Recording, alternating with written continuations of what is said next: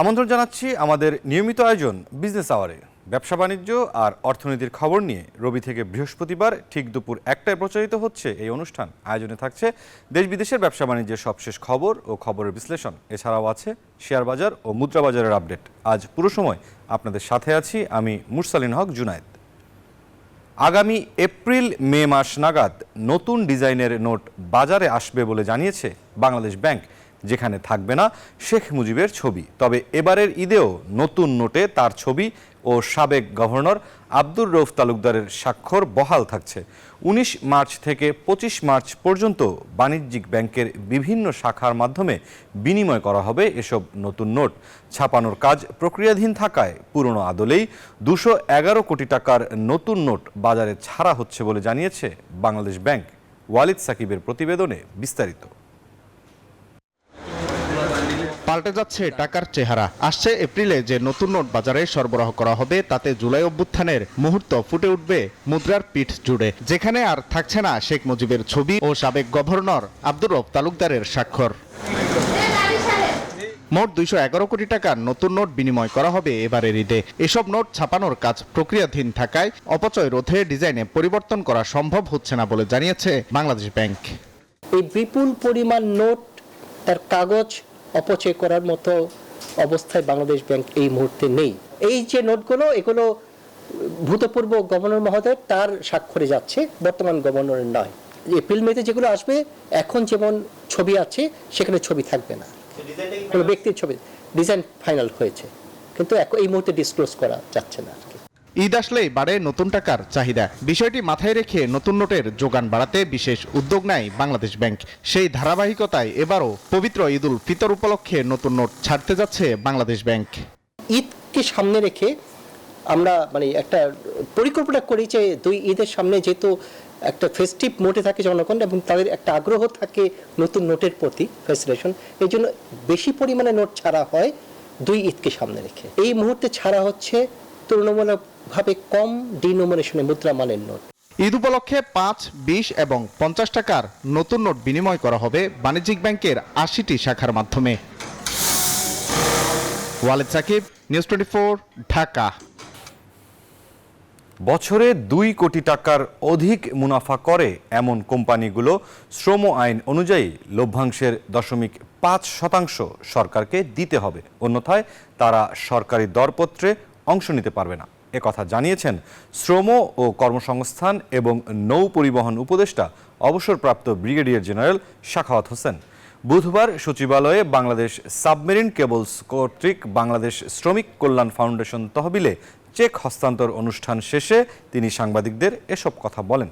সরকারকে লভ্যাংশ দেয় না এমন কোম্পানির ব্যাপারে তদারকি বাড়ানোর পরামর্শ দিয়ে তথ্য ও সম্প্রচার উপদেষ্টা নাহিদ ইসলাম বলেছেন, এই টাকা শ্রমিকদের ন্যায্য অধিকার, এসব টাকা শ্রমিকদের কল্যাণে ব্যয় করা হবে।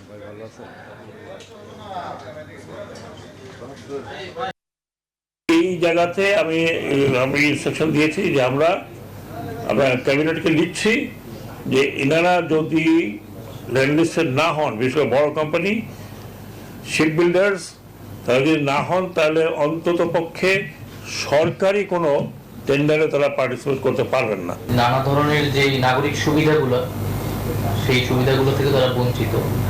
তো সেই জায়গা থেকে এই তহবিল একটা বড় জায়গা আমরা শ্রমিকদের জন্য কাজ করার জন্য। তো এটাও শ্রম মন্ত্রণালয়ের প্রতি আমাদের আবেদন থাকবে যাতে এইটার তদারকিটা বাড়ানো হয়। হঠাৎ করেই বিভিন্ন এয়ারলাইন্সের টিকিটের দাম বেড়ে যাওয়ায় উদ্বিগ্ন সরকার। এর সাথে জড়িতদের চিহ্নিত করে বিচারের আওতায় আনতে 7 সদস্যের কমিটি গঠন করেছে বিমান ও পর্যটন মন্ত্রণালয়। স্বরাষ্ট্র সচিব নাসিমুল গনিকে প্রধান করে গঠন করা কমিটিকে আগামী 15 কার্যদিবসের মধ্যে প্রতিবেদন দিতে বলা হয়েছে। এই বিষয়ে শুনানি করতে বুধবার বিকেলে বেসরকারি প্রায় 25টি এয়ারলাইন্সের প্রধান নির্বাহীদের সাথে বৈঠকে বসেন কমিটি প্রধান স্বরাষ্ট্র সচিব নাসিমুল গনি। তিনি বলেন, হঠাৎ করে কেন মধ্যপ্রাচ্যগামী এয়ার টিকিটের দাম এতটা বেড়ে গেল এ নিয়ে খোলামেলা আলোচনা করতে এয়ারলাইন্সের কর্মকর্তাদের ডাকা হয়েছে। তাদের কাছে ভাড়া বাড়ানোর যৌক্তিকতা জানা হবে, এরপর পরবর্তী সিদ্ধান্ত নেওয়া হবে।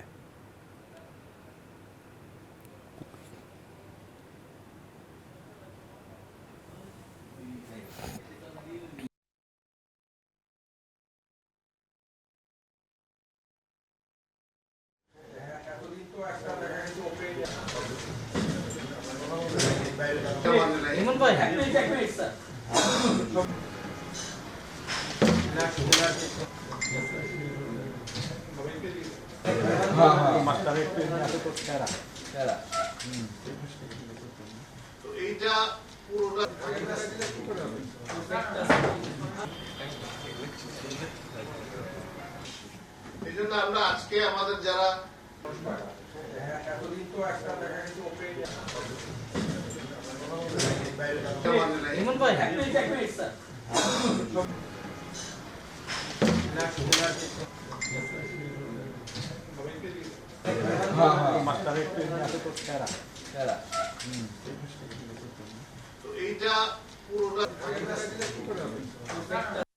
দুর্বৃত্তপনা রয়েছে, এই সমস্ত বিভিন্ন ইস্যু জড়িত আছে। তো এই জিনিসটা অনুসন্ধান করার জন্য আমরা বসছি। এই জন্য আমরা আজকে আমাদের যারা বাংলাদেশে চলে তাদের যারা প্রধান নির্বাহী, তাদের তো একটা অভিজ্ঞতা রয়েছে, ম্যানেজার রয়েছেন, তাদের অভিজ্ঞতাগুলো জানার জন্য এবং আমাদের অনুসন্ধানটা যারা ফলপ্রসূ হয়, একটা লোকের কাজে লাগে, মানুষের কাজে লাগে, এই জন্য এই প্রচেষ্টা। তো এটা আমাদের মতো করে আমরা তদন্ত করব। দর্শক, প্রতিদিনের মতো আমরা একটু দেখে নিতে চাই পুঁজিবাজারের যে পরিস্থিতি ঢাকা স্টক এক্সচেঞ্জের ওয়েবসাইটের মাধ্যমে। গতকাল চতুর্থ কার্যদিবস বুধবার কিন্তু নিম্নমুখী প্রবণতায় ছিল স্টক এক্সচেঞ্জ। আমরা একটু দেখে নিব আজকে সপ্তাহের শেষ কার্যদিবসে কি অবস্থা দেখা যাচ্ছে। আমরা ঢাকা স্টক এক্সচেঞ্জের ওয়েবসাইটের মাধ্যমে যেই বিষয়টি এখন দেখতে পাচ্ছি যে ঢাকা স্টক এক্সচেঞ্জ কিন্তু আজও সপ্তাহের শেষ কার্যদিবস প্রায় অর্ধবেলা হয়ে গিয়েছে, নিম্নমুখী প্রবণতাতেই রয়েছে। ডিএসসি এক্স ইন্ডেক্স সূচক কমেছে 0.17 এবং দাঁড়িয়ে আছে 5192 পয়েন্টে। সরিয়া ভিত্তিক ইন্ডেক্সের পয়েন্ট কমেছে 0.10, সূচক দাঁড়িয়ে আছে 1157 পয়েন্টে। বিশেষায়িত 30টি কোম্পানির শেয়ারের দামও নিম্নমুখী, এটি কমেছে 3.69 পয়েন্ট এবং সূচক দাঁড়িয়ে আছে 1909 পয়েন্ট। এখন পর্যন্ত সর্বমোট 268 কোটি টাকার লেনদেন হয়েছে। আজও এই বিষয়টি দেখা যাচ্ছে যে 150রও বেশি কোম্পানির শেয়ারের দাম কিন্তু নিম্নমুখী, অর্থাৎ এখন পর্যন্ত 168টি শেয়ারের দাম নেমে গেছে। অপরিবর্তিত রয়েছে 88টি কোম্পানির শেয়ারের দাম এবং কমেছে 136টি শেয়ারের দাম, 168টি শেয়ারের দাম বেড়েছে। আমরা একটু নিয়মিত যেই অংশগুলো থাকে আমাদের বিদেশি মুদ্রার,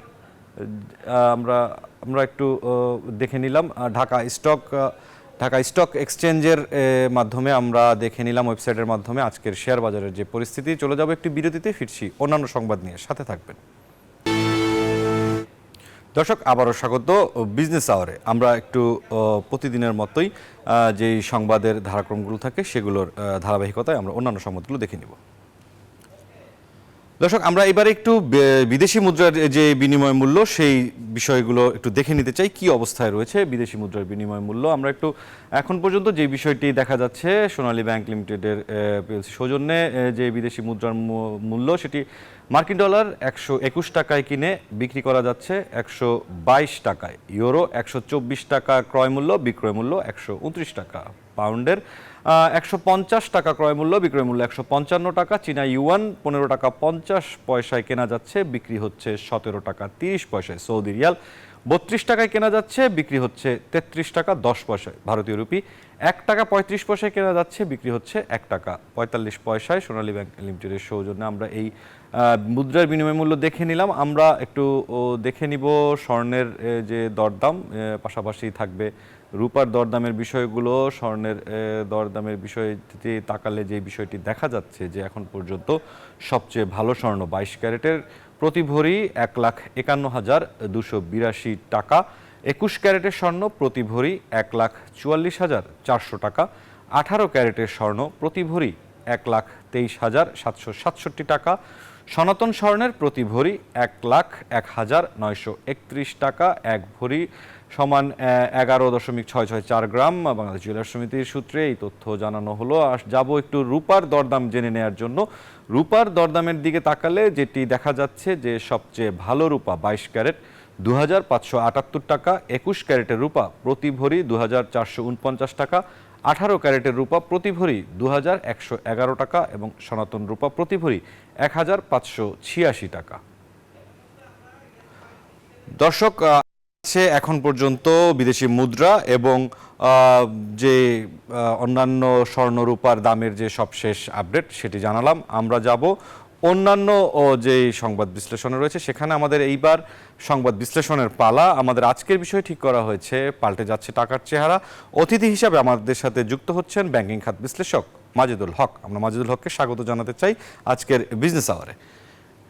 জনাব মাজেদুল হক, বদলে যাচ্ছে টাকার চেহারা, এই বিষয়টি আজকে আমাদের আলোচনার টপিক ঠিক করা হয়েছে। আপনার কাছে ব্যাংকিং খাত বিশ্লেষক হিসেবে যে বিষয়টি জানার, যে এই ব্যাংকের মাধ্যমেই আসলে এই নতুন যে চেহারার টাকা এগুলো জনগণ গ্রাহক তাদের কাছে যাবে, কতটা বদলে যেতে পারে এই অর্থনীতি মনে করেন নতুন চেহারার এই টাকার মাধ্যমে? জি দেখুন, যে 5ই আগস্টের পরে যে পট পরিবর্তন হলো, সেই পট পরিবর্তনের মাধ্যম দিয়ে কিন্তু রাজনৈতিক পট পরিবর্তন বলেন, অর্থনৈতিক পট পরিবর্তন বলেন, আপনার বিনিয়োগের যে পট পরিবর্তন বলেন, সেটা সব পরিবর্তনই কিন্তু আমাদের দেশে জনগণ কিন্তু এখন খুব ভালোভাবে মেনে নিচ্ছে। এবং ইতিমধ্যে দেখা যাচ্ছে যে আপনারা নিশ্চয়ই জানেন যে আপনার কিছু কিছু বর্ষ ভাঙা হয়েছে, সেটাও কিন্তু জনগণ কিন্তু এটা মেনে নিয়েছে, খুব ভালোভাবে মেনে নিয়েছে। এরপরে অনেকগুলো সংস্কার আপনার সরকার সংস্কারের কাজে হাতিয়ে সেটাও জনগণ মেনে নিয়েছে। এরপরে টাস্ক ফোর্স করা হয়েছে, বাংলাদেশ ব্যাংকের 3টা টাস্ক ফোর্স, সেটাও জনগণ মেনে নিয়েছে। তো সুতরাং এখন যেটা দেখা যাচ্ছে যে নতুন টাকা আবার ছাপা হচ্ছে এবং এটার যে রূপ পরিবর্তন করা হচ্ছে, এবং এটা একটা পরিবর্তন। আসলে 5ই আগস্টের পরে যে জুলাই আগস্টের বিপ্লব, বিপ্লব কেন্দ্র করে বাংলাদেশের প্রত্যেকটা সিনারিও কিন্তু আসলে মানে পজিটিভলি কিন্তু পরিবর্তন করা হচ্ছে, যে পরিবর্তনের মাধ্যম দিয়ে জনগণের ম্যান্ডেট আছে, এবং যে পরিবর্তনের মাধ্যম দিয়ে অর্থনীতি এগিয়ে যাবে এবং দেশও এগিয়ে যাবে সাথে সাথে। তাহলে টাকার যে মানে এখন এটাই চিন্তা করতে হবে যে মানি সার্কুলেশনটা আসলে সার্কুলেশন ক্যালকুলেশন করে আসলে বাংলা আসলে নতুন সিদ্ধান্ত নিয়েছে, এবং যে টাকাটা যে টাকা ছাপানোর সিদ্ধান্ত নিয়েছে সেটা আগে যে বঙ্গবন্ধুর ছবি সম্বলিত যে টাকাগুলো ছিল সেটাকে হয়তো পরিবর্তনযোগ্য হবে, পরিবর্তন করতে হচ্ছে, কারণ এটা আসলে জনগণ চাচ্ছে। কারণ একটা দেশের আপনার সিদ্ধান্ত দাতা কিন্তু আসলে জনগণ। একটা গণতান্ত্রিক আপনি যদি ডেমোক্রেসি থাকে, একটা অর্থনীতিতে যদি ফুল ডেমোক্রেসি থাকে, ফুল গণতন্ত্র থাকে, তাহলে গণতন্ত্র থাকলে কিন্তু জনগণই যে রায়টা দিবে সেটাই কিন্তু আপনাকে মেনে চলতে হবে। আর যে অর্থনীতিতে যে দেশে গণতন্ত্র নাই, সে দেশে তো আপনার একটা স্বৈরতন্ত্র বিরাজ করলে সেটা তো জনগণ মেনে নিবে না। সুতরাং টাকার চেহারা পাল্টে যাচ্ছে, নতুন টাকা ছাপানো হচ্ছে, এটা কিন্তু এটা পার্ট অফ ডেমোক্রেসি, আমি বলবো সাইন অফ ডেমোক্রেসি, এবং এটা জনগণ মেনে নিচ্ছে এবং সবাই মেনে নিচ্ছে এটার সাথে। জি জনাব মাজেদুল হক, এই যে চেহারা পাল্টাচ্ছে নতুন নোটের, এই বিষয়টিকে এক ধরনের মনস্তাত্ত্বিক পরিবর্তনের দিক ভেবে যদি বলা হয় যে অর্থনীতি বা আয় এবং ব্যয়ের যে প্রক্রিয়াটি রয়েছে সাধারণ মানুষের, ব্যবসায়ী মহলের সর্বক্ষেত্রে, সেই জায়গাটিতে আসলে কতখানি পরিবর্তন আসতে পারে মনস্তাত্ত্বিক বিবেচনায়? না, আপনার মনস্তাত্ত্বিক বিবেচনায় যেটা নতুন টাকা যখনই ছাপা হয়, আসলে আমাদের দেশে প্রতিটা উৎসবের আগে নতুন টাকা কিন্তু ছাপানো হয়। বিশেষ করে যে ধর্মীয় যে উৎসবগুলো আছে, ঈদ পার্বণকে কেন্দ্র করে কিন্তু নতুন টাকা ছাপানো হয়। তা এটা কিন্তু আমাদের দেশে কিন্তু আজকে নতুন কোনো ঘটনা নয়, এটা আমাদের অর্থনীতির সাথে অঙ্গাঙ্গিক ভাবে জড়িত। কিন্তু এবার যেটা দেখা যাচ্ছে, আপনি যেটা বলছেন আয় ব্যয়ের সাথে রিলেটেড কিনা, না, মানুষের কর্মসংস্থান তো কমে যাচ্ছে।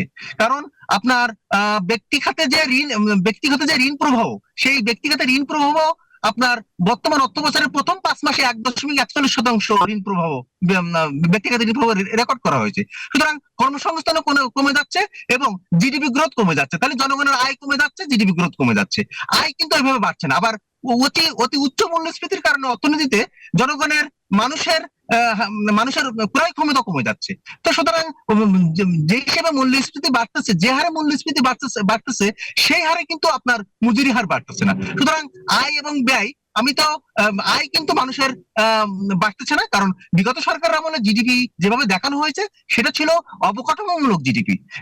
একটা জিডিপির ভিতরে কিন্তু C+I+G X-M, সেখানে গভর্নমেন্ট এক্সপেন্ডিচার আছে, সেখানে ভোগ ব্যয় আছে, সেখানে হচ্ছে যে সরকারি ব্যয় আছে। কিন্তু জিডিপি বিগত সরকার আমলে জিডিপি বেড়েছে হচ্ছে যে অবকাঠামোমূলক জিডিপি বেড়েছে, সুতরাং অবকাঠামোমূলক জিডিপি কিন্তু এখন আর বাড়বে না, কারণ এখন কিন্তু এই অবকাঠামোমূলক উন্নয়নটা থেমে আছে। হ্যাঁ, এডিপি কাটছাট করা হয়েছে, বার্ষিক উন্নয়ন কর্মসূচি আপনারা জানেন। সুতরাং এখন কিন্তু আয় বাড়তেছে না। হয়তো আপনার নতুন টাকা সংগ্রহ করার তার একটা থাকবে, মানে তার একটা স্বপ্ন থাকবে যে আমি নতুন টাকা পেতে চাই, এবং প্রত্যেকটা মানুষই এদেশের তারা কিন্তু কোনো উৎসবের আগে, ধর্মীয় উৎসবের আগে, পূজা পার্বণের আগে নতুন টাকা তারা কাছে রাখতে চায়, আপনার আত্মীয় স্বজনকে দেওয়ার জন্য, প্রিয়জনকে দেওয়ার জন্য। আব্দুল হক, দুদিন আগে বৃহৎ শিল্প উদ্যোক্তা ব্যবসায়ীদের এক সংবাদ সম্মেলনে একটি বড় ধরনের অভিযোগ করা হয়েছে যে বিগত ৬-৭ মাসে বড় ধরনের কোনো বিনিয়োগ ব্যাংকগুলোর মাধ্যমে, ব্যাংকগুলো বিনিয়োগ বলতে অর্থায়ন করতে পারেনি শিল্প উদ্যোক্তাদের। এই পরিস্থিতিটি আসলে সামাল দেওয়ার জন্য করণীয় কি? হ্যাঁ, দেখেন যে শিল্প খাতের প্রবৃদ্ধি কিন্তু আপনার অনেক নেমে গেছে, এবং এটা কিন্তু একটা হতাশাব্যঞ্জক। শিল্প খাতের প্রবৃদ্ধি কমে যাওয়া মানে দেশের কর্মসংস্থান কমে যাওয়া, দেশের বিনিয়োগ কমে যাওয়া, এবং এটার সাথে জড়িত যে রপ্তানি আয়, সেই রপ্তানি আয়ও কিন্তু এক পর্যায়ে কমে যাবে। কিছুদিন হয়তো রপ্তানি আয় 10% বেড়েছে 5-6 মাসে, কিন্তু এক পর্যায়ে কিন্তু রপ্তানি আয় কিন্তু কমে যাবে। এই পর্যায়ে এখন যেটা করতে হবে যে আপনার, আমি বারবার বলেছি, পলিসি রেটটা কিন্তু এখন 8.5% যদি নামানো যায় যেত, তাহলে কিন্তু আপনার বিনিয়োগটা, আপনার শিল্প খাতে যে ঋণ প্রবাহ, আপনার ব্যক্তি খাতে যে ঋণ প্রবাহ, প্রাইভেট সেক্টর ক্রেডিট গ্রোথটা কিন্তু বাড়ানো দরকার ছিল এই মুহূর্তে। কারণ আমার অর্থনীতিকে সচল রাখার জন্য আমার পলিসি রেটকে কমাতে হবে। কারণ আমি যদি ইনফ্লেশনকে কেন্দ্র করে মনিটারি পলিসির মাধ্যম দিয়ে যদি আমি পলিসি রেট বাড়িয়ে দিয়ে আমি টাকার প্রবাহ বাজারে যদি কমাই দিই, এবং টাকাটাকে যদি আমি সস্তা না করে যদি আমি মূল্যবান করে দিই, তাহলে তো আমার শিল্প খাতে আমার ঋণ প্রবাহ বাড়বে না। সুতরাং আমার সেখানে উৎপাদন হবে না, সেখানে কর্মসংস্থান সৃষ্টি হবে না, বেকারত্ব বাড়বে, অর্থনীতিতে কিন্তু একটা অস্থিতির পরিবেশ সৃষ্টি হবে। এবং বাংলাদেশের অর্থনীতির যে বৈশিষ্ট্য, বাংলাদেশের অর্থনীতির বৈশিষ্ট্য শুধু মনিটারি পলিসি দিয়ে, মুদ্রানীতি দিয়ে আপনি মূল্যস্ফীতি কন্ট্রোল করতে পারবেন না। এটার সাথে আপনার বাজার নীতি আছে, এটার সাথে আপনার রাজস্ব নীতি আছে, এটার সাথে আপনার সিন্ডিকেশন জড়িত, এটার সাথে আপনার কার্টেল জড়িত, এটার সাথে আপনার অলিগোপালি বাজার জড়িত, কিছু মুষ্টিও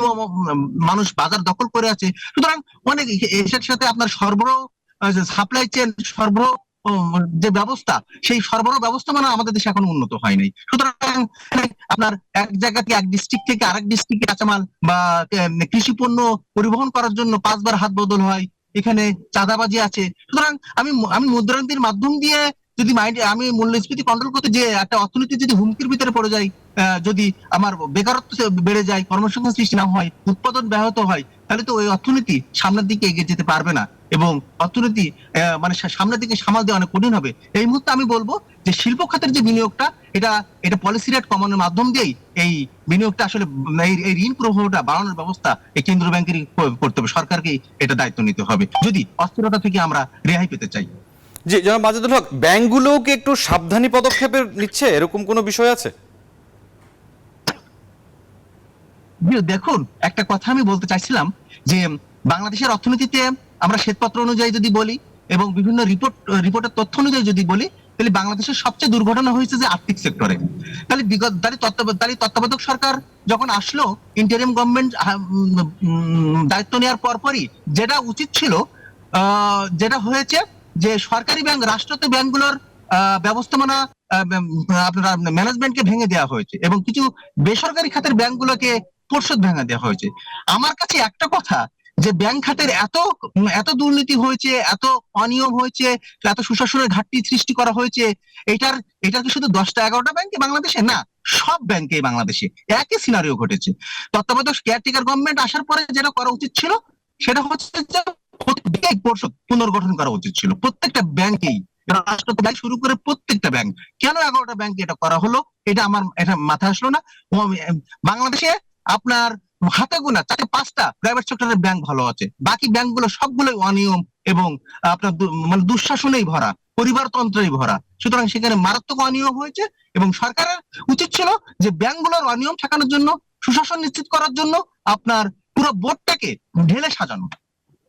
মাজেদুল হক, সম্প্রতি সরকারের পক্ষ থেকে বলা হয়েছে যে আইএমএফ এর পরবর্তী যে কিস্তি, সেটি কিন্তু সময় মতো না পাওয়ার একটি সম্ভাবনার কথা সরকার বলছেন। তো বর্তমানে যে অর্থনীতির পরিস্থিতি দেশে রয়েছে, এই না পাওয়াটা আসলে কতখানি প্রভাব ফেলতে পারে?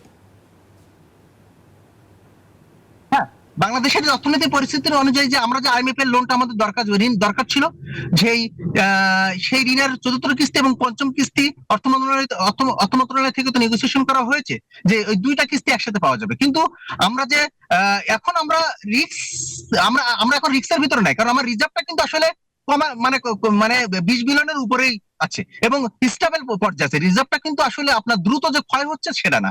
যদি আমার ফরেন এক্সচেঞ্জ রিজার্ভ যদি আমার দ্রুত ক্ষয় হতো, তাহলে আমার এই আইএমএফ এর ঋণটা আমার খুব দ্রুত দরকার ছিল কিন্তু আমার রিজার্ভটা এখন স্টেবল পর্যায়ে আছে। আমার রেমিটেন্স বাড়তেছে, আমার রেমিটেন্স ২৬% বেড়েছে ৪-৫ মাসে, আমার এক্সপোর্ট আর্নিংস বেড়েছে ১০%। সুতরাং আমি বলতে পারি আইএমএফ এর লোনটা যদি ২টা কিস্তি একসাথে সামনে দেয়, তাহলে এটা আমাদের অর্থনীতির জন্য কোনো চ্যালেঞ্জ নাই এই মুহূর্তে। সুতরাং কেন চ্যালেঞ্জ নাই? কারণ ফরেন এক্সচেঞ্জ রিজার্ভ আমাদের এখন স্টেবল পর্যায়ে আছে। আমরা এইমাত্র একটি ব্রেকিং সংবাদ পেয়েছি। বাংলাদেশ ব্যাংকের সাবেক গভর্নর আতিউর রহমান সহ ২৭ জনের বিরুদ্ধে ২৮৭ কোটি টাকা আত্মসাতের যে অভিযোগ, সেই অভিযোগে দুর্নীতি দমন কমিশন তারা মামলা করেছেন। এইমাত্র সংবাদ। আপনি কিছুক্ষণ আগে বেশ কিছু সংস্কারের কথাও বলছিলেন। এই যে পদক্ষেপগুলো সরকারের পক্ষ থেকে, দুর্নীতি দমন কমিশনের পক্ষ থেকে করা হচ্ছে, কতখানি গ্রাহককে, জনগণের মধ্যে আসলে আস্থা ফিরে আসবে ব্যাংকগুলোর উপর? ব্যাংকগুলোর সাথে আসলে যে ব্যাংকগুলো যে দুঃশাসন চলছে, পরিবারতন্ত্র কায়েম করা হয়েছে এবং সুশাসনের ঘাটতি ছিল, এগুলোর মূল পিছনে তো অনেক বড় কারণ ছিল যে আর্থিক প্রতিষ্ঠান বিভাগ, অর্থ মন্ত্রণালয়ের এবং এটার সাথে কেন্দ্রীয় ব্যাংক জড়িত ছিল। তা কেন্দ্র ব্যাংকের বাইপাস করে কোনো কাজ করা হয় নাই, অর্থ মন্ত্রণালয়ের বাইপাস করে কোনো কাজ করা হয় নাই এই সেক্টরে। এবং এটার সাথে আসলে রেগুলেটর হিসেবে যারা দায়িত্ব পালন করা ছিল, যারা প্রধান ছিল, তাদেরকে আইনের আওতা আনা এবং ব্যাংকিং খাতের, আমি বলবো যে ব্যাংকিং খাতের সাথে যারা আসলে দুর্নীতি করেছে তাদেরকে আইনের আওতা আনা এই মুহূর্তে অনেক জরুরি। এটা বাংলাদেশের জনগণের একটা চাহিদা হয়ে গেছে, পাবলিক ডিমান্ড হয়ে গেছে। কারণ সবাই জেনে গেছে এত টাকা পাচার হয়েছে এবং সবাই দেখতেছে যে আমার বাড়ির সামনে ব্রিজটা হলো না, আমার বাড়ির এলাকায় আমার রাস্তাটা ইট বসানো, সেটা পিচ হলো না। সে কেন? কারণ টাকা পাচার করছে। তাহলে মানে আপনার রুট লেভেল পর্যন্ত, রিমোট এরিয়াতে যারা বাস করতেছেন, প্রত্যন্ত অঞ্চলে, তাদের কিন্তু একটা চাওয়া যে ব্যাংকিং খাতে দুর্নীতির সাথে, লুটপাটের সাথে যারা জড়িত, তাদেরকে দ্রুত শাস্তির আওতা আনা হোক।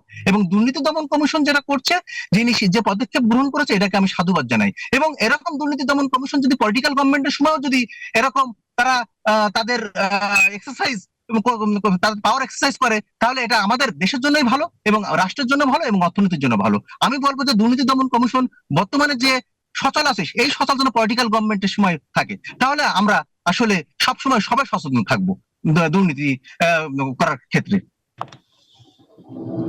আজিদুল হক, আমরা সার্বিকভাবে ব্যাংকিং খাত, আর্থিক খাতের সংস্কারের একটি প্রধান অনুষঙ্গই হচ্ছে ব্যাংকিং খাতের সংস্কার করা, এবং এই সংস্কারের যে প্রক্রিয়াগুলো চলমান রয়েছে, যতটুকু হয়েছে এবং যেই গতি, সার্বিকভাবে আসলে আপনার পর্যবেক্ষণ কি?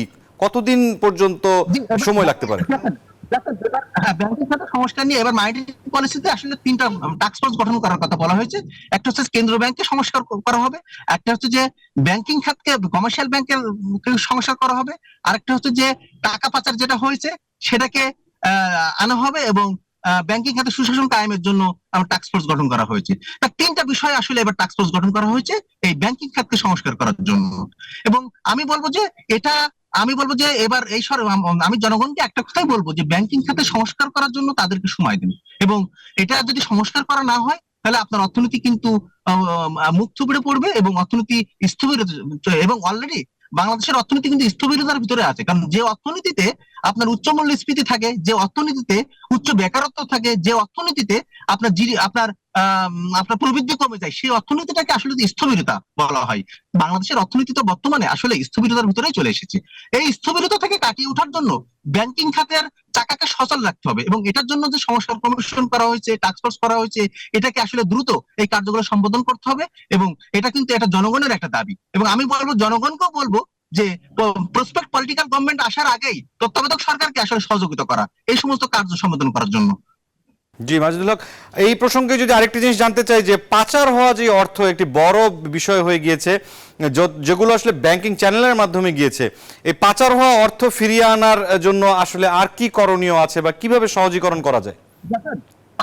পাচার হওয়া অর্থ ফিরিয়ে আনার জন্য তো ইতিমধ্যে তো কেন্দ্র bank joint JTI joint investigation team JIT গঠন করা হয়েছে। জয়েন্ট ইনভেস্টিগেশন টিম এটা এখানে দুর্নীতি দমন কমিশন কাজ করছে, এখানে বাংলাদেশ ফাইন্যান্সিয়াল ইন্টেলিজেন্স ইউনিট কাজ করছে, এখানে ক্রিমিনাল ইনভেস্টিগেশন ডিপার্টমেন্ট কাজ করতেছে, এখানে ন্যাশনাল বোর্ড অফ রেভিনিউ কাজ করতেছে, এবং এখানে আপনার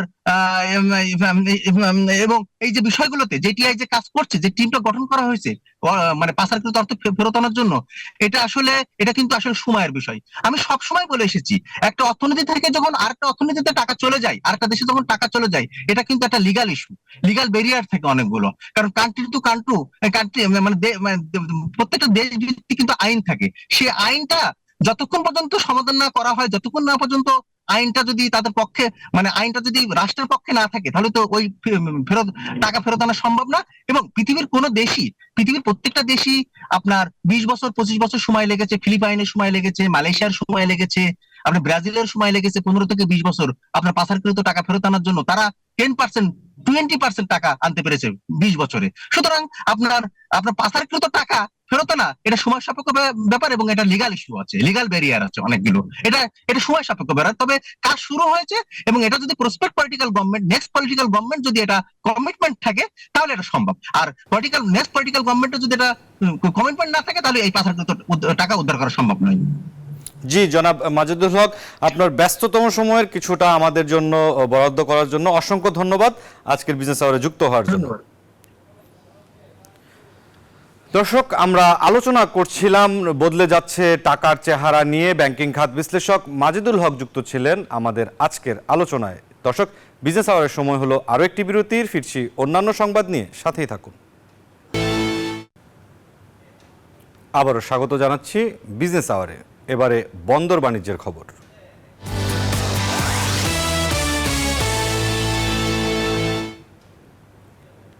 দর্শক, রমজানকে সামনে রেখে বন্দরনগরী চট্টগ্রামের বাজার পরিস্থিতি জানতে সরাসরি যুক্ত হচ্ছি সহকর্মী নয়ন বড়ুয়া জয়ের সাথে। জয়, যদি রমজানেরকে কেন্দ্র করে আপনার কাছে জানতে চাই, আর মাত্র সপ্তাহ দেড়েক সময় আছে, এবং গতকাল পর্যন্ত আমাদের কাছে যে তথ্য রয়েছে যে রমজানকে কেন্দ্র করে যে পণ্যগুলো বিশেষায়িত প্রয়োজন ভোক্তার, সেই বিশেষ পণ্যর ক্ষেত্রে দাম ঊর্ধ্বমুখী করার এক ধরনের প্রয়াস এবং বাস্তবায়নের প্রচেষ্টা চলছে বেশ কিছু বাজারে, বেশ কিছু এলাকায়। আপনার কাছে কি তথ্য আছে, আপনি যেই বাজারে রয়েছেন? যদি চাল, তেল, পেঁয়াজ, আলু এবং রমজানের যে অন্যতম অনুষঙ্গ খেজুর, এগুলো নিয়ে যদি একটু জানান।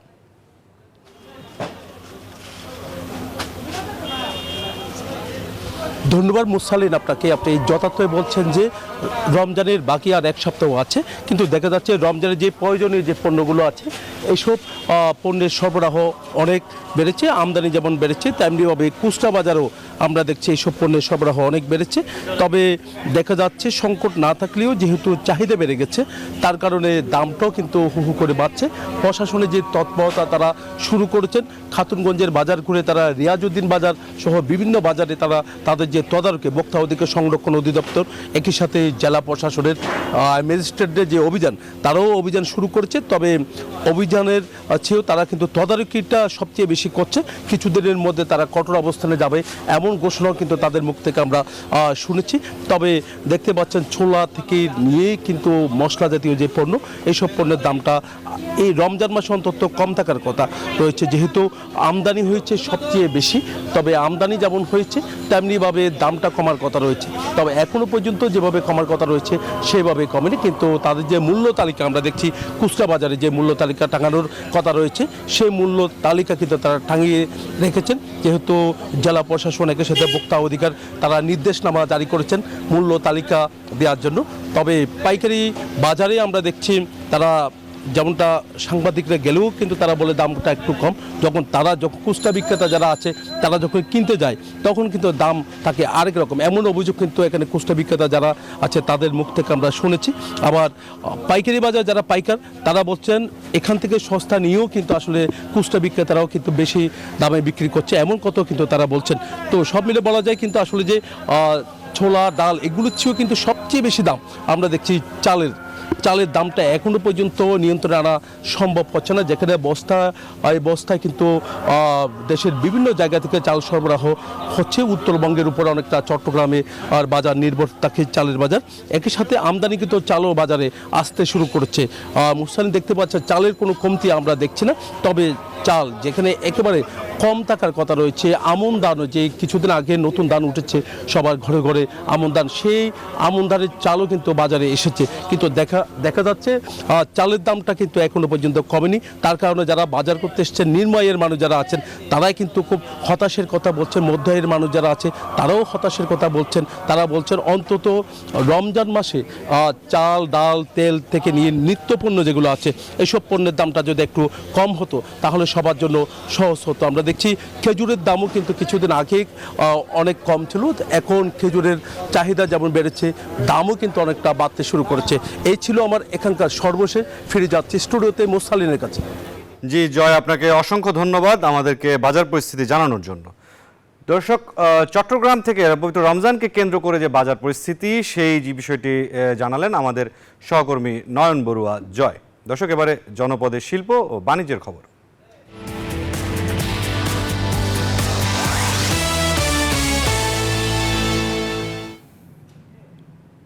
আগামীকাল শুক্রবার মহান 21শে ফেব্রুয়ারি ভাষা শহীদ দিবস ও আন্তর্জাতিক মাতৃভাষা দিবস উপলক্ষে ফুলের বাজার পরিস্থিতি জানতে সরাসরি যুক্ত হচ্ছেন যশোর থেকে বুলবুল শহীদ খান এবং সাভার থেকে নাজমুল হুদা। শুরুতেই আমরা যাব যশোরে, আমাদের সাথে বুলবুল শহীদ খান। আপনার কাছে যে বিষয়টি জানতে চাচ্ছি যে ফুলের সবচেয়ে বড় বাজার যশোরে এবং আগামীকাল 21শে ফেব্রুয়ারি ভাষা শহীদ দিবস, আন্তর্জাতিক মাতৃভাষা দিবস উপলক্ষে দেশের প্রায় প্রতিটি শহীদ মিনারেই কিন্তু বিপুল পরিমাণ ফুলের প্রয়োজন হয়। আপনার যশোরের পরিস্থিতি যদি জানান, বাজার কেমন দেখছেন?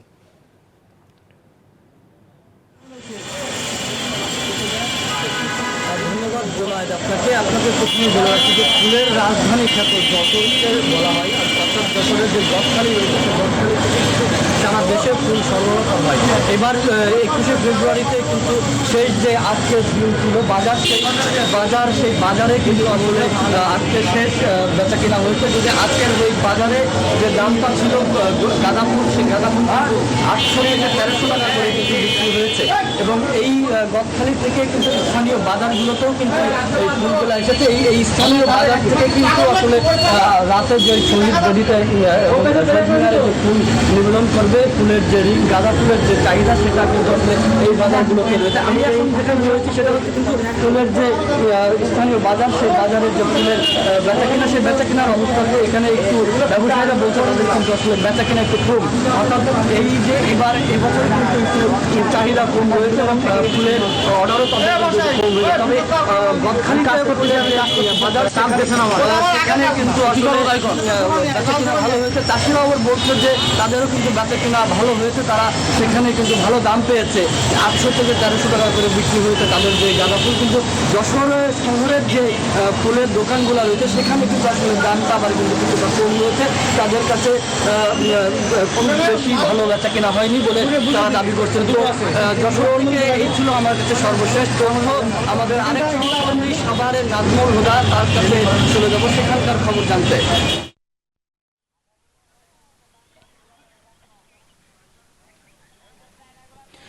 বুলবুল, আপনাকে ধন্যবাদ। আপনি যেমনটি যশোরের গদখালি থেকে ফুলের বাজারের খবর জানাচ্ছিলেন, এই মুহূর্তে রয়েছি সাভারের গোলাপ গ্রামে। আমরা যতদূর চোখ যাই ততদূরই শুধু গোলাপ আর গোলাপ। এবং এই যেহেতু মাতৃভাষা দিবসকে কেন্দ্র করে এতদিন কৃষকরা কিন্তু যে এই ফুলগুলো তারা প্রস্তুত করেছে এবং এখন কিন্তু কৃষকের মুখে কিন্তু হাসি ফুটেছে। আমরা যদি একটু দেখাই যে এখানকার ফুল বাগানে কিন্তু যে প্রচুর ফুল রয়েছে এবং কৃষকরা কিন্তু সেই ফুলের যে পরিচর্যা করেছিল, ঠিক এখন কিন্তু তাদের যে বাম্পার ফলন হয়, কিন্তু তাদের যেহেতু আবহাওয়া অনুকূলে থাকার কারণে আসলে ফুলের বাম্পার হয়েছে এবং চাষিদের মুখেও কিন্তু হাসি ফুটেছে। একই সঙ্গে কিন্তু এই যে দুইটি উৎসব তারা পালন করছে খুব ভালোভাবে। এখন আর একটা উৎসব আগামীকাল শুক্রবার, সেই উৎসবগুলো কিন্তু দেখছেন যে চাষিরা কিন্তু বাগানে কিন্তু তারা সেখানে এসেছেন। আমরা যারা গোলাপ প্রেমী অর্থাৎ ফুল যারা নিতে এসেছে আগামীকালকের দিনকে ঘিরে, যারা ফুল নিতে এসেছে, আমি একটু আপনার সাথে কথা বলি। আপনারা তো সরাসরি বাগানে এসেছেন ফুল নিতে, কেমন লাগছে আগামীকাল মাতৃভাষা দিবস, সেই দিবসকে ঘিরেই তো আপনারা ফুল নিতে এসেছেন? ধন্যবাদ নিউজ 24-কে। আসলে কাল 21শে ফেব্রুয়ারি মহান মাতৃভাষা দিবস। এই উপলক্ষে আমাদের এলাকাতে আমাদের লোকাল স্থানীয় প্রোগ্রাম আছে, এর জন্য আসলে এই সাভারের গোলাপগ্রাম থেকে আমরা গোলাপ ফুল কিনতে এসেছি। আসলে এখানে গোলাপ প্রাইসটা একটু তুলনামূলক আমাদের স্মৃতিসৌধ অথবা ঢাকা থেকে একটু দাম কম হওয়াতে আমরা এখানে গিয়ে গোলাপগ্রামে গোলাপ ফুল কিনতে এসেছি। ধন্যবাদ আপনাকে। অনেক ধন্যবাদ আপনাকে, যেমনটি আসলে বলছেন। এবং আমরা যদি আপনার সাথে একটু কথা বলতে চাই, ফুলের দাম আসলে কম না একটু বেশি, যদি একটু বলতেন, আপনার কাছে একটু জানতে চাবো যে ফুলের দাম আসলে বেশি না কম, এবং এখানে কম দামে পাচ্ছেন কিনা? আমরা মার্কেট থেকে অনেক কম দামে পাচ্ছি। আমরা মাঝে মধ্যে ফুল বাগানে আসি, কিন্তু আজকে আসাটা আগামীকাল 21শে ফেব্রুয়ারি, এই কারণে আমরা আজকে বিশেষ করে বেশি করে ফুল নিতে আসছি। আমাদের বিভিন্ন প্রোগ্রাম থাকবে, আজকেও প্রোগ্রাম আছে এলাকাতে, এবং আগামীকালকে বিভিন্ন প্রোগ্রাম আছে, যার কারণে আমাদের অনেক ব্যাপক ফুলের প্রয়োজন। আমরা এই কারণে সরাসরি ফুলের বাগানে চলে আসছি। অনেক ধন্যবাদ আপনাকে। যেমনটা আসলে বলছেন, এখানকার যারা তারা তাদের বেশি ফুল হওয়ার লাগার কারণে আসলে তারা গোলাপ গ্রামে এসেছেন এবং তারা ফুল এখান থেকে ফুল সংগ্রহ করছেন। এবং আমরা যদি একটু দেখাই যে বাগানে কিন্তু প্রচুর ফুল ফুটেছে, সেই সঙ্গে কিন্তু ফুলের যে ফলনও ভালো, এবং এবার আবহাওয়া অনুকূলে থাকার কারণে আসলে ফুল ভালো হচ্ছে। এবার 50 কোটি টাকার ফুল বিক্রি হবে বলেছে এখানকার ব্যবসায়ীরা। বলা হচ্ছে যে যেহেতু এর আগেও আপনার 2টা দিবস ভালোভাবে পালন করেছে, এবং ফুলের চাহিদা থাকার কারণে, মূলত ফুলের চাহিদা থাকার কারণে, এখানকার ফলনও ভালো থাকার কারণে আসলে এই ফুল এখান থেকে সংগ্রহ করছে, এবং মাটি ভালো থাকার কারণে আসলে ফুল এখানে ভালো চাষ হচ্ছে। এই ছিল গোলাপগ্রাম থেকে গোলাপের সর্বশেষ খবর। ফিরে যাচ্ছি স্টুডিওতে, মোরসালিন আপনার কাছে। জি নাজমুল হুদা, আপনাকে অসংখ্য ধন্যবাদ গোলাপগ্রাম থেকে আমাদেরকে ফুলের খবর জানানোর জন্য। দর্শক, 21শে ফেব্রুয়ারি ভাষা শহীদ দিবস এবং আন্তর্জাতিক মাতৃভাষা দিবস উপলক্ষে ফুলের বাজার পরিস্থিতি জানছিলাম। যশোর থেকে আমাদের জানাচ্ছিলেন বুলবুল শহীদ খান, এবং সাভার থেকে জানাচ্ছিলেন নাজমুল হুদা। আমরা চলে যাচ্ছি আমাদের পরবর্তী সংবাদগুলোতে। পাহাড়ে সম্ভাবনার দ্বার খুলছে ডিম ফল। বিদেশি জাতের এ ফল বাংলাদেশে শুধু রাঙামাটিতেই প্রথম আবাদ হয়েছে, ফলনও হয়েছে ভালো। কৃষি বৈজ্ঞানিক কর্মকর্তা বলছেন, ডিম ফলের চারা কৃষকের মধ্যে ছড়িয়ে দেওয়া হলে পাহাড়ি কৃষিতে ঘটবে অর্থনৈতিক বিপ্লব। ফাতেমা জান্নাত মুমুর তথ্য ও চিত্রে ডেস্ক রিপোর্ট। ডিম ফল বা এগ ফ্রুট, ফলটি দেখতে অনেকটাই ডিমের মতো, পাকলে ভিতরে দেখতে অনেকটা ডিমের কুসুমের মতোই, স্বাদে ও গন্ধে অতুলনীয়। এর মধ্যে আছে ভিটামিন, মিনারেল ও ওষুধি গুণাগুণ। দক্ষিণ মেক্সিকো এবং মধ্য আমেরিকায় আবাদ হয়ে থাকে এই ফল। 2014 সালে রাঙ্গামাটির কাপ্তাই উপজেলার রাইখালী ইউনিয়নে কৃষি গবেষণা কেন্দ্রে পরীক্ষামূলকভাবে প্রথম ডিম ফলের চারা রোপণ করা হয়। ফুল আসতে শুরু করে 5 থেকে 6 বছরের মধ্যে। ফলনও ভালো হয়েছে। এক একটি গাছে গড়ে 450 থেকে 500টি ফল পাওয়া যাচ্ছে। এক একটির ওজন গড়ে 190 থেকে 200 গ্রাম। পাহাড়ি অঞ্চলের জন্য পুরো পারবে আর কি, সারা বাংলাদেশে ভালো হবে, এবং এটা আপনার শরীরের জন্য খুব পুষ্টিকর একটা খাদ্য। খুব ভালো উন্নত মানের ফল। এটা বিদেশি ফল, আমাদের দেশে এখন চাষ হচ্ছে। এটা মানে পুষ্টিগুণে ভরা।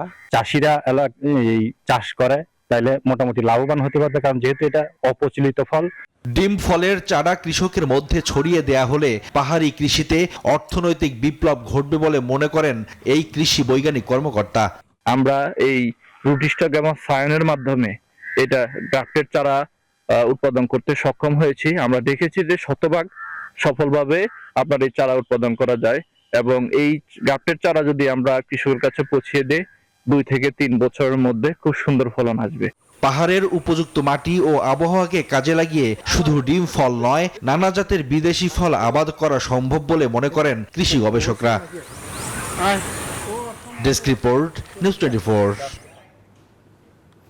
ভোজ্য তেলের চাহিদা বিবেচনায় ফরিদপুরের চরাঞ্চলের এক ফসলি জমিতে ক্রমেই বাড়ছে সরিষার আবাদ। স্বল্প খরচে অধিক লাভ হওয়ায় দিন দিন সরিষা আবাদে ঝুঁকছেন এই অঞ্চলের কৃষকদের প্রণোদনা সহ সকল ধরনের পরামর্শ দেয়া হচ্ছে বলে জানিয়েছে কৃষি বিভাগ। ফরিদপুর থেকে খায়রুজ্জামান সোহাগের তথ্য ও ছবিতে ডেস্ক রিপোর্ট। ভোজ্য তেলের আমদানি নির্ভরতা কমিয়ে আনতে ফরিদপুরের চরাঞ্চলে এক ফসলি জমিতে ক্রমেই বাড়ছে সরিষার আবাদ। গেল বছর বাজার দর ভালো থাকায় এবং সরিষা তেলের চাহিদা বৃদ্ধি পাওয়ায় চরাঞ্চলের কৃষকরা সরিষা চাষে আগ্রহী হয়ে উঠেছেন। এবছর বন্যার পানি নেমে যাওয়ার সাথে সাথে উচ্চ ফলনশীল জাতের সরিষার আবাদ করেছেন কৃষক। ফলন ভালো হওয়ায় হাসি ফুটেছে তাদের মুখে।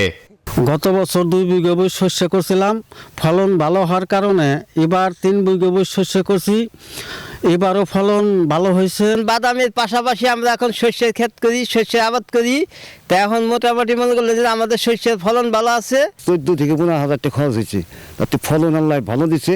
আমি যদি বেচতে পারি তাতে আমি 40-50,000 টাকা বেচতে পারবো।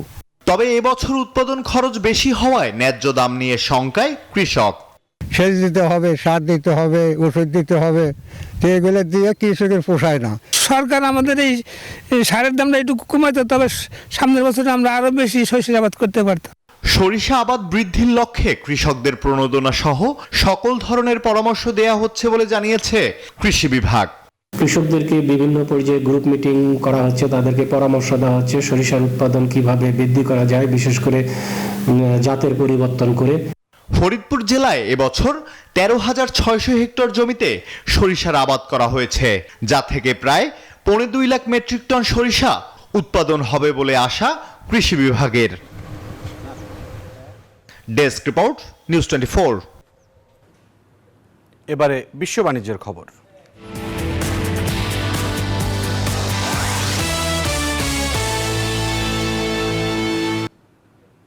2024 সালে প্রতিকূল আবহাওয়ায় ভারতের চা উৎপাদন 4 বছরের মধ্যে সর্বনিম্নে পৌঁছেছে। গেল বছর 128 কোটি 48 লাখ কেজি চা উৎপাদন হয়েছে দেশটিতে, যা পূর্ববর্তী বছরের তুলনায় কম 7.8%। বিজনেস লাইনের প্রতিবেদনে বলা হয় 2023 সালে রেকর্ড 139 কোটি 40 লাখ কেজি চা উৎপাদন হয়েছিল। গেল বছর খারাপ আবহাওয়ায় উত্তর ও দক্ষিণ ভারতের প্রধান চা উৎপাদনকারী অঞ্চলগুলোয় উৎপাদন ব্যাহত হয়েছে।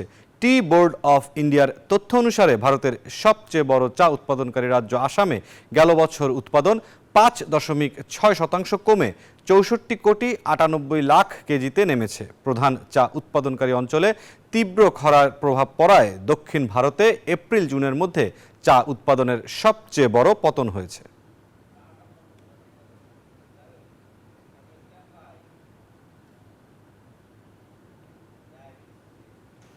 ঢাকা রোম রুটে বাংলাদেশ বিমান চালু হওয়ার 1 বছর পূর্তি উপলক্ষে এক অভ্যর্থনার আয়োজন করে বিমানের জিএসএ ডিজিটাল।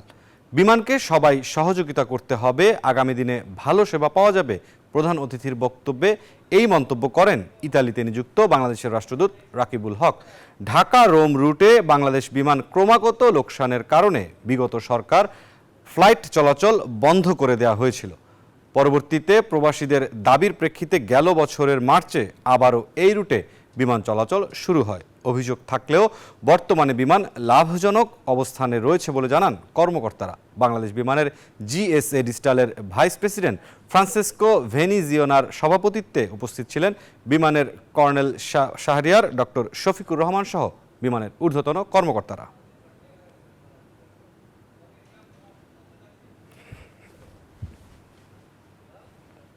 অথরিটির কাছে যে আমাদের ডায়াসপোরার ক্ষেত্রে তাদের কানেক্টিভিটি বা তাদের যে পরিবহনের ক্ষেত্রে তারা যদি স্পেশাল অফার করেন, তো সেক্ষেত্রে হয়তো তারা উপকৃত হবে, আমাদের ডায়াসপোরা উপকৃত হবে। Quasi il 50% dello share di tutti i passeggeri che dall'Italia vanno in Bangladesh, la metà li portiamo noi. Questo è significativo perché il volo diretto.